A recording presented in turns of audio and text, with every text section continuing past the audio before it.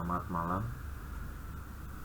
Berikut tugas 3 untuk mitigasi bencana.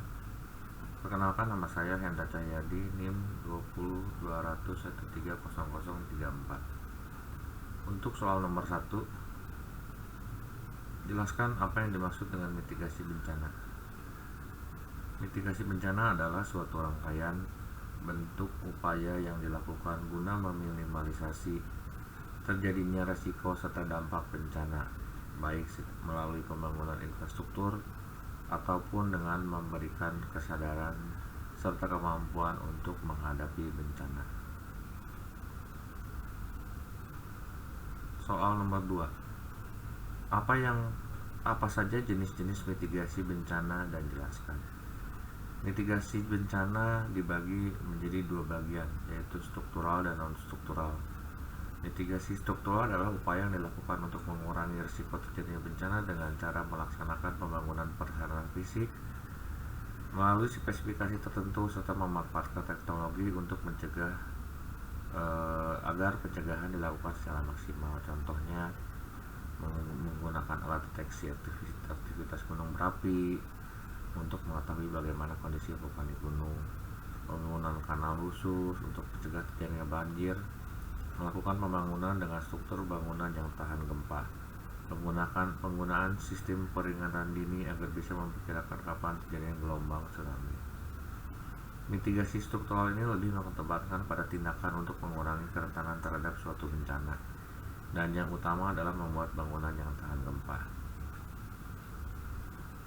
Untuk mitigasi non-struktural adalah upaya yang dilakukan untuk mengurangi dampak bencana yang kemungkinan akan terjadi melalui peraturan dan kebijakan tertentu seperti mengatur tata ruang, anjuran untuk membuang sampah pada tempatnya, mengatur kapasitas pembangunan pada masyarakat. Dan pada mitigasi non-struktural ini lebih mengedepankan pada pembuatan peraturan atau kebijakan. Soal nomor 3, sebutkan tujuan mitigasi bencana menurut Kalakhar PB 2007. Tujuan mitigasi bencana menurut Kalakhar PB 2007 untuk mengurangi risiko atau dampak yang ditimbulkan oleh bencana, juga sebagai landasan atau pedoman untuk perencanaan pembangunan, meningkatkan pengetahuan masyarakat atau public awareness dalam menghadapi serta mengurangi dampak atau risiko bencana. Nomor 4, jelaskan berbagai kebijakan yang perlu ditempuh dalam mitigasi bencana.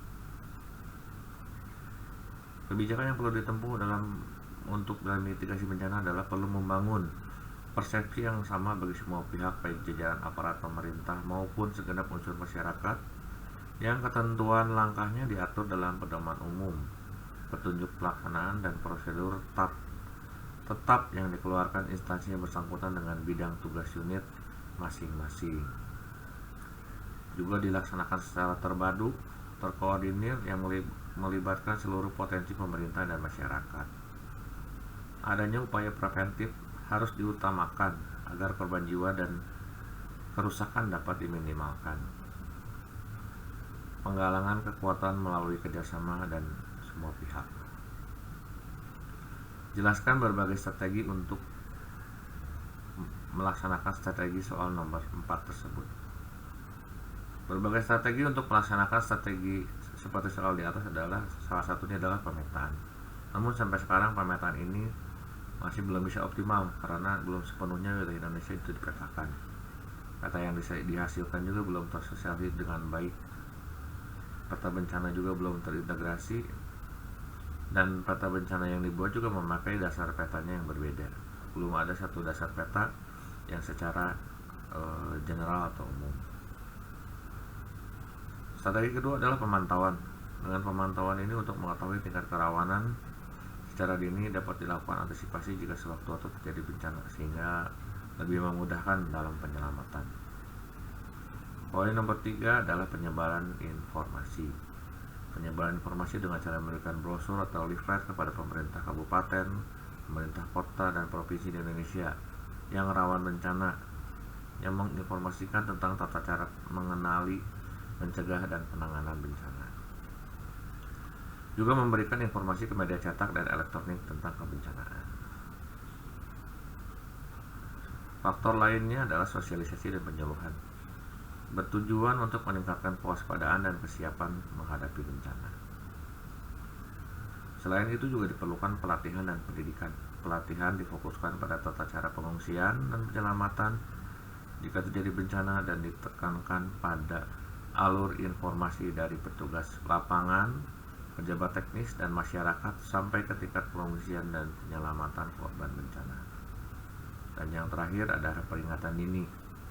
Tujuan ini dimaksudkan untuk memberitahukan tingkat kegiatan hasil pengamatan secara kontinu di satu daerah rawan dengan tujuan agar persiapan secara dini.